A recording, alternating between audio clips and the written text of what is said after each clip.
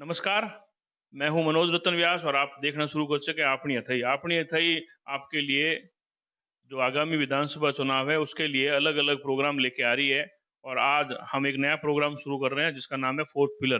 Fourth pillar में बीकानेर के जाने-माने जो राजनीतिक विश्लेषक हैं, उनसे हम जानने का प्रयास करेंगे कि राजस्थान की चुनावी जो आबो-हवा अभी कैसी है और बीकानेर की सातों सीटों का अभी क्या माहौल चल रहा है और जो हमारे विशेषज्ञ हैं वो अपनी राय देंगे। आज हमारे साथ होंगे मधु जी आचार्य, जिनका परिचय देना मेरे लिए संभव नहीं है। मधु जी पिछले 3 दशकों से पत्रकारिता के क्षेत्र में सक्रिय हैं और वरिष्ठ साहित्यकार हैं। तो सबसे पहले हम मधु जी का स्वागत करते हैं, फिर उनकी राय जानते हैं कि राजस्थान विधानसभा चुनाव के बारे में उनके क्या विचार हैं। सर, आपका अपने थे में बहुत बहुत धन्यवाद। राजस्थान का विधानसभा चुनाव सर 15 दिनों में आने वाला है। तो आपकी क्या एक ओपिनियन है कि किस प्रकार से हवा अभी बह रही है? राजस्थान में पिछले 30 सालों से अक्सर ये होता आया है कि 5 साल भारतीय जनता पार्टी की सरकार आती है तो 5 साल फिर कांग्रेस की आती है। हर बार चुनाव से पहले ये सारी चीजें बहुत स्पष्ट हो जाती है। लेकिन इस बार कांग्रेस अपनी सरकार को रिपीट करने के लिए पूरा दम लगा रही है। वहीं भाजपा उसी परंपरा को चालू रखने की कोशिश में है।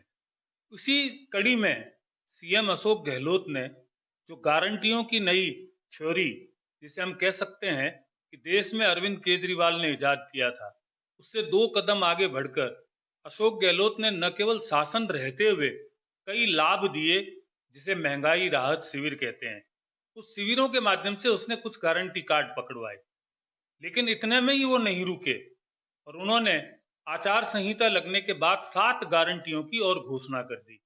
कांग्रेस पूरा दमखम लगा रही है और इस बार काफी कुछ इस बात पर निर्भर करेगा कि वोट बूथ तक लेकर कौन सी पार्टी आती है।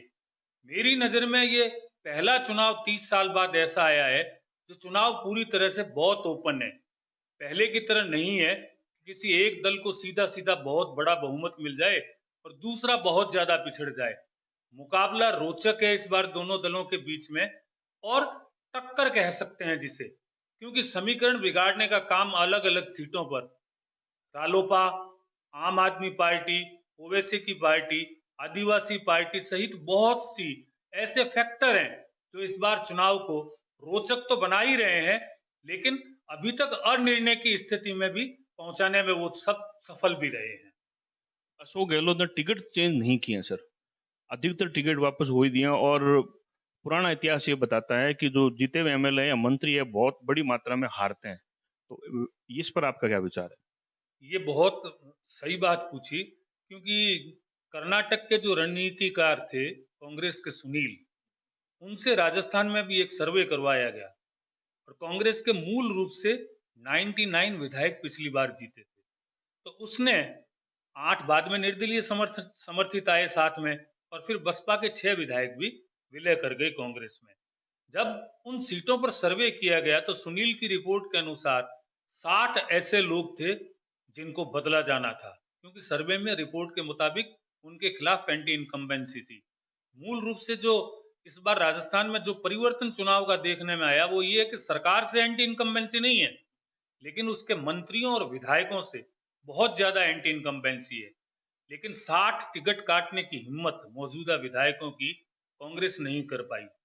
उसके बाद दोबारा से राहुल गांधी के कहने के बाद एक और सर्वे हुआ। तब सुनील ने स्पष्ट कहा था कि इन 40 उम्मीदवारों के तो टिकट काटने ही पड़ेंगे आपको। लेकिन अशोक गहलोत चूंकि अड़े रहे, नंबर गेम जब उनके और सचिन पायलट के बीच चला, उस समय जो लोग उनके साथ थे उनका टिकट वो कटने से कैसे सहमत हो जाते। उन्होंने रोका। तो कांग्रेस का सबसे बड़ा ड्रॉबैक अगर इस चुनाव में कोई जाएगा तो वो ये जाएगा कि एक निष्पक्ष और एक स्वतंत्र एजेंसी से करवाए गए सर्वे के अनुसार उसने अपने उम्मीदवार नहीं बदले। इसका नुकसान कांग्रेस को होगा, ये बहुत साफ साफ दिख रहा है। और भाजपा ने वसुंधरा राजे को आगे नहीं किया है, उसका क्या नुकसान हो सकता है? या भाजपा की जो रणनीति है कि पीएम मोदी का फेस को आगे करके चुनाव लड़ना, आपको क्या लगता है? क्या भाजपा प्लस में रहेगी कि माइनस में रहेगी वसुंधरा को दरकिनार करने के बाद? भारतीय जनता पार्टी की स्थिति भी कांग्रेस से कोई बहुत ज्यादा बेटर नहीं है, क्योंकि 5 साल जब कांग्रेस का शासन तो शासन में भाजपा किसी भी तरह का कोई बड़ा आंदोलन खड़ा नहीं कर पाई। चाहे पेपर लीक के मामले हो, चाहे खान घोटाले के मामले हो, ये सारे के सारे मुद्दे कांग्रेस के विधायकों ने उठाए। भाजपा उठाने में नाकाम रही। फिर भाजपा ने जन आक्रोश रैली निकाली, वो भी विफल रही। फिर उन्होंने परिवर्तन यात्राएं निकाली, उसमें भी वो जनता को नहीं खींच पाए। तो इससे लगता था कि भाजपा का सांगठनिक स्तर पर वो काम विपक्ष में रहते हुए नहीं हुआ जो होना चाहिए था। और मैं हमेशा से ये मानता आया हूं कि राजस्थान में अगर विधानसभा का चुनाव हो या लोकसभा का चुनाव हो, कांग्रेस के लिए सबसे बड़ा फैक्टर होते हैं सचिन पायलट, और भाजपा के लिए सबसे बड़ा फैक्टर होते हैं वसुंधरा राजे सिंधिया। भाजपा ने एक बार घोषणा की कि हम प्रधानमंत्री नरेंद्र मोदी के चेहरे पर चुनाव लड़ेंगे, तो अशोक गहलोत चूंकि बहुत शूट पॉलिटिशियन है, उन्होंने राजस्थान चुनाव को पूरी की पूरी तरह से मोदी बनाम गहलोत कर दिया। तब भाजपा को अपनी गलती का एहसास हुआ। तब नरेंद्र मोदी ने खुद कहा कि ये चुनाव कमल के निशान पे लड़ रहे हैं, हम किसी व्यक्ति के निशान पर नहीं लड़ रहे। उसके बाद कुछ भाजपा थोड़ी सी संभली, लेकिन जब भाजपा ने अपनी पहली उम्मीदवारों की सूची जारी की, तो उसमें उसने 7 सांसदों को भी उतारा, 6 लोकसभा के सदस्य और एक राज्यसभा का सदस्य। उस सूची से इतना बड़ा असंतोष पैदा हुआ जिसकी कल्पना भाजपा के शीर्ष नेतृत्व ने कभी की ही नहीं होगी। लेकिन पहली बार राजस्थान में एक कैडर बेस्ड पार्टी, एक अनुशासन वाली पार्टी को अपने ही लोगों से असंतोष झेलना पड़ा। और उसकी बड़ी वजह यह थी कि राजस्थान में भाजपा नेताओं और कार्यकर्ताओं के बीच ये मैसेज गया कि वसुंधरा को साइडलाइन कर दिया गया है। ये बात बाद में समझ में आई। तब आपने गौर किया हो तो दूसरी सूची भाजपा की आना में काफी समय लगा। उसके बाद 3 सूचियां जो आई बड़ी, उन तीनों पर वसुंधरा की छाप थी। इससे स्पष्ट लगा कि भाजपा ने भीतर ही भीतर ये स्वीकार लिया कि ये चुनाव बिना वसुंधरा राजे के समर्थन के लड़ा नहीं जा सकता। वसुंधरा के कई टिकट कटे भी हैं, लेकिन ऐसे बहुत से टिकट हैं जो केवल और केवल वसुंधरा के कारण उन लोगों को मिले हैं। इसलिए मैं ये मानता हूं कि राजस्थान में भाजपा पर पूरी की पूरी तरह से वसुंधरा की छाया है, और वसुंधरा का डर भाजपा नेतृत्व को है। अब तक की राजनीतिक जो चुनावी गतिविधि है उससे तो ये स्पष्ट होता है। जी सर। अब हम बीकानेर पर आते हैं। बीकानेर की जो 7 सीटें हैं, बीडी कल्ला 10वीं बार लगातार एक ही पार्टी से टिकट लाने में सफल हुए। आपको क्या लगता है, बीडी कल्ला इस बार फिर विधानसभा पहुंच पाएंगे या जेठानंद व्यास को बड़ी टक्कर दे पाएंगे? बीकानेर पश्चिम की सीट एक अजीब तरह की सीट है। परिसीमन के बाद इस सीट को अक्सर ये माना जाता रहा है कि मूल ओबीसी के कारण ये सीट ज्यादा झुकाव रखती है भाजपा की तरफ। लेकिन इस मिथक को पिछली बार बीडी कल्ला ने तोड़ा था, और गोपाल जोशी जो परिसीमन के बाद उनके सामने कैंडिडेट आए, 2 चुनाव उन्होंने जीते, एक उन्होंने हारे। लेकिन इस बार भाजपा ने बीकानेर में बिल्कुल नया प्रयोग किया है। नया प्रयोग इसलिए माना जाएगा क्योंकि यहां संघ की पहले कोई ऐसी मजबूत राजनीतिक उपस्थिति नहीं रही है। 4 उम्मीदवार जिन्हें हम कह सकते हैं कि वो संघ के थे और यहां से चुनाव लड़े, जनसंघ से लेकर भाजपा तक की यात्रा में। शेरे चांद जी, भंवरलाल कोठारी, ओम आचार्य और सत्यप्रकाश आचार्य, ये संघ का चेहरा थे 4, और चारों के 4 बुरी तरह से पराजित हुए थे।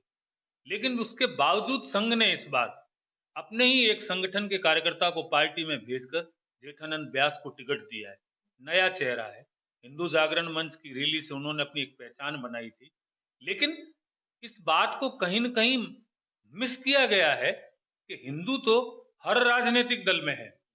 कांग्रेस जैसे पिछले 4-5 साल से साबित करने में लगी हुई कि हम कोई हिंदू विरोधी नहीं है, तो हिंदू के नाम पर चुनाव को कन्वर्ट करने की कोशिश के लिए भाजपा ने ये दाव खेला। लेकिन मैं जैसा मानता हूं कि बीडी कल्ला को एक ही क्षेत्र में 10 चुनाव लड़ने के कारण जो लाभ है, उसकी बराबरी नए चेहरे को करने में थोड़ा समय लगेगा। मुझे तो नहीं लगता कि वो उसको रिकवर इतनी जल्दी कर पाएंगे, क्योंकि बीडी कल्ला ने चुनावी तंत्र को एक अभेद किला बना रखा है अपने। उस किले को भेदना, गोपाल जोशी ने तो भेद दिया क्योंकि वो भी पुराने थे, लेकिन जेठानंद व्यास नए हैं। इसलिए मुझे नहीं लगता कि इस तरह से सीधे हम कह सकते हैं कि भाजपा ने कोई बहुत नया और अच्छा दाव खेला है। मुकाबला बराबरी का होगा, क्योंकि मैं मानता हूं कि ये सीट भाजपा के पक्ष की है ज्यादा। लेकिन कल्ला ने इस मिथक को तोड़ा भी है। तो इस बार बीकानेर पश्चिम का चुनाव बहुत ही कांटे की टक्कर का बनेगा मेरे हिसाब से। और चूंकि एक बड़ा फैक्टर था कि असंतुष्ट जो कांग्रेस के थे माइनॉरिटी से आने वाले, क्योंकि माइनॉरिटी अपन मानते हैं कि संघ का चेहरा हो तो किसी भी सूरत में वो भाजपा को वोट नहीं देते। तो अब्दुल मजीद खोखर जो रालोपा से टिकट लेकर आए थे मूलतः कांग्रेसी। उनके विड्रॉ करने के बाद बीडी कल्ला का कॉन्फिडेंस बढ़ा है और उसके बाद ये लगने लगा है कि अब मुकाबला काफी कांटे का और निकट का होगा और मेरे हिसाब से बहुत बड़ी मार्जिन से हार जीत नहीं होगी, लेकिन एक बहुत अच्छा और जिसे कहता है ना कड़े मुकाबले का चुनाव होगा ये। डॉक्टर कल्ला अपने आप को हार्डकोर हिंदू खुद साबित कर रहे हैं, बार-बार अपनी फेसबुक पोस्ट के माध्यम से, वीडियो के माध्यम से बता रहे हैं कि मैं भी हिंदू हूँ। तो ये जो उनकी रणनीति है, क्या हिंदुत्व का जो चेहरा है उसको काउंटर करने के लिए सही लगता है आपको? ये भारतीय राजनीति की बड़ी विडंबना है कि 75 साल के बाद भी राजनीति में चुनाव विकास के नाम पर, दलों के विचार के नाम पर होने के बजाय जाति धर्म के नाम पर होते हैं। तो मैं तो पहले ही आपको बता चुका हूं कि संघ के 4 चेहरे यहाँ हारे हैं और 5वां चेहरा इस बार सामने है। तो ये कोई जरूरत ही नहीं है कहने की। कौन नहीं जानता कि बीडी कल्ला हिंदू है, जेठानंद व्यास हिंदू है। तो मैं तो ये कहता हूं कि हर वो उम्मीदवार जो अलग अलग दलों से, यहाँ की मार्क्सवादी पार्टी से भी लड़े हैं, वो भी तो हिंदू ही थे। ये कहने की जरूरत नहीं होती है, क्योंकि मुझे शंकराचार्य जी की एक उक्ति बहुत अच्छी तरह से याद है कि धर्म मतलब आस्था और व्यक्ति की शक्ति, ये दोनों नितांत व्यक्तिगत चीजें होती हैं, ये सार्वजनिक प्रदर्शन की चीजें नहीं होती। अगर चुनाव में हिंदू को मुद्दा बनाया जाता है या धर्म को मुद्दा बनाया जाता है या जाति को मुद्दा बनाया जाता है तो चुनाव भटकता है, क्योंकि वोटर, बीकानेर का वोटर चूंकि सामंती मानसिकता से निकलकर बहुत आगे तक बढ़ा है, तो उस हिसाब से देखा जाए तो वोटर को ये लोग हिंदू के नाम पर प्रभावित कर पाएंगे, चाहे वो जेठानंद जी हो चाहे बीडी कल्ला जी हो। मुझे नहीं लगता। यहाँ आज भी वोटर बहुत सोच कर वोट देता है और वो जाति धर्म से ऊपर उठकर, क्योंकि ये तो वो शहर है जिसने 75 साल में एक भी कर्फ्यू नहीं देखा या कभी सांप्रदायिक तनाव नहीं हुआ। वहां आप कैसे कल्पना कर सकते हैं कि हम 80-20 के फार्मूले को लागू कर सकते हैं, या हम अगर ये दिखाने में नाकामयाब रहे कि हम हिंदू नहीं है तो हम कमजोर हो जाएंगे। इसकी आवश्यकता नहीं है। काम के नाम पर, विकास के नाम पर और अपने रोड मैप के नाम पर चुनाव लड़ना चाहिए हर राजनेता को और हर राजनीतिक दल को। इसलिए मुझे तो नहीं लगता कि ये बहुत बड़ा मुद्दा वोटर के लिए है कि कौन हिंदू है और कौन बड़ा हिंदू है। हमारे सर पाठक जो हैं कोलार विधानसभा क्षेत्र में भी है, डूंगरगढ़ में भी है। तो मैं आपको अंतिम 2 प्रश्न पूछ रहा हूँ। एक आप ये बताइए कि कोलायत में त्रिकोण मुकाबला हो रहा है। तो आपको क्या लग रहा है? देवतराम पवार की है, देव सिंह पार्टी का परिवार, उनका पोता लड़ रहा है और गौर सिंह की पार्टी मंत्री लड़ रहा है। पहले कोलायत की बात। कौलायत हमारे जिले की सबसे हॉट सीट मानी जाती है। ये 5वीं बार भाटी आमने सामने हैं दोनों। 2 बार भंवर सिंह जी के पिता रघुनाथ सिंह जी देवी सिंह जी से मुकाबला करने वाले थे तो वो हारे थे 2 बार। फिर 2 बार चुनाव भंवर सिंह भाटी ने, एक बार देवी सिंह भाटी के सामने और एक बार उनकी पुत्र वधु पूनम कंवर के सामने चुनाव लड़ा। वो दोनों चुनाव भंवर सिंह ने जीते। दोनों 2-2 के बराबर के स्कोर पर हैं। इस बार भाटी की तीसरी पीढ़ी मैदान में। लेकिन कांग्रेस के लिए एक बड़ा संकट है, रालोपा के उम्मीदवार जो सामान्य सीट पर एससी से वर्ग के हैं, वो उतरे हैं रेवतराम पवार। लेकिन अब वो कितने एससी वोट को काट पाते हैं, क्योंकि एससी वोट पिछले 2 चुनाव से लगभग भाटी जी से छिटका हुआ है। उसके अपने इनकी दल के राजनीतिक भीतरी कारण है, जिसको देखते हुए भाटी एक बार भाजपा छोड़ के भी गए और कुछ समय पहले ही वापस भाजपा में आए। तो मुझे ऐसा प्रतीत होता है कि उन वोटों की भरपाई भाटी कहाँ से करेंगे, ये उनके सामने बड़ी चुनौती है। और अगर वो वोट भंवर सिंह से कटते हैं तो भंवर सिंह के लिए भी बड़ा संकट आता है।